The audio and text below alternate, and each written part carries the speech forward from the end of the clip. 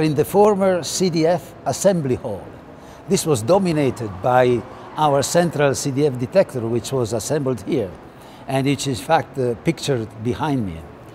And then now the detector has been dismantled, and there are many constructions going on for other experiments.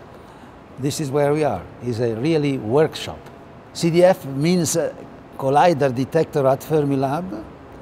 And it was a large collider detector for the antiproton-proton collider of Fermilab, which was active for over 35 years and was shut down a few years ago, which included a large Italian contingent and made a number of very important measurements, including the discovery of the top quark. We are in the former CDF assembly hall, where the main CDF detector was built, which is the detector which is pictured behind me. And after that it was moved to the accelerator, which is behind the wall. And here we worked for many years and installed the major components of the detector. CDF stands for Collider Detector at Fermilab, and is a large standard in a way by now, a collider detector solenoid around, set up around the beams, which measures all the particles produced in the interaction.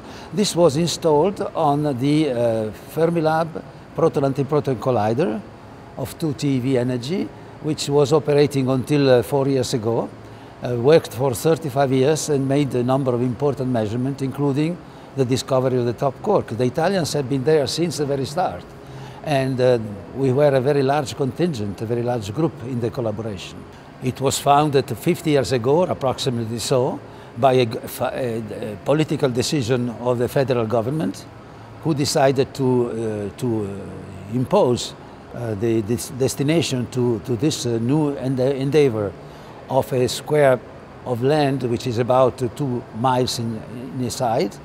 And it started building from the lawn and preserving some historical part, including some bisons which were around at the time, and then went through a number of constructing a number of different accelerators, starting from smaller size, similar very much to the CERN accelerator, something like the PS 30 GeV rather than 28 or so.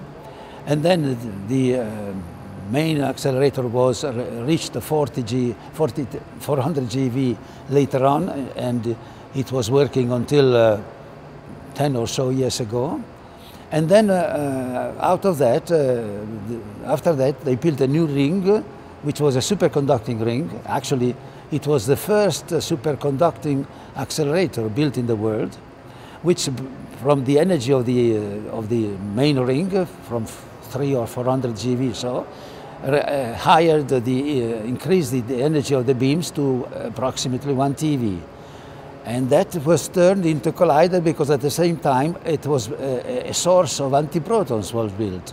So the synchrotron, the main injector synchrotron beam was used to produce antiprotons. They were cooled in a fairly intrigued, well known by now, fashion, and they were injected into the collider.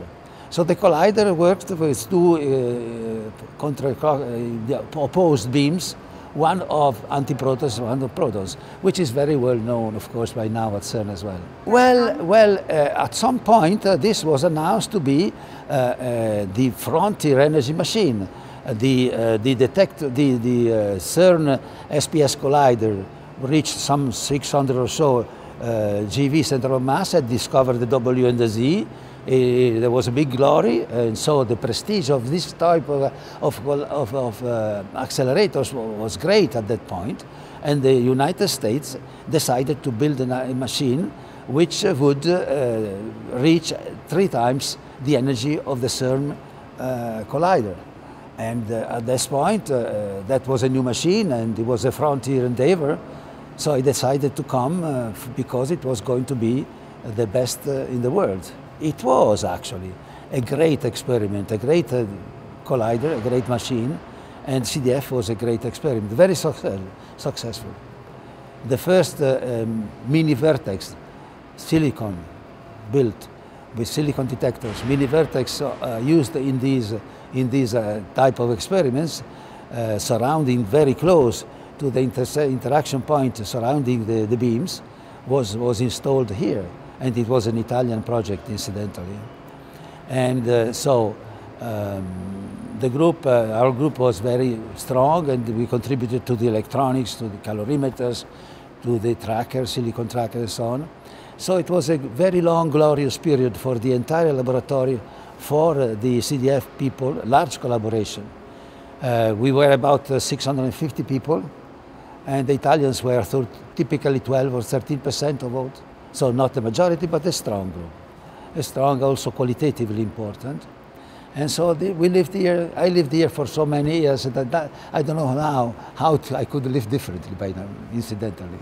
Fermilab, of course, created the first superconducting magnet, showed that it was applicable to a stable condition. In these accelerators, beams have to run around for hours.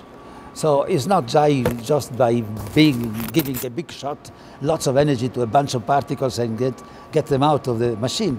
They have to circulate for hours and hours, and with small losses and the large intensity, or luminosity, we say. So it was quite an achievement. This was, in fact, a glory of the laboratory, having built the first superconducting magnet, but even more, shown that they could be reliably employed in a collider experiment. Hours and hours of stable beams. In a way, the LHC experience now is built upon this previous large endeavor.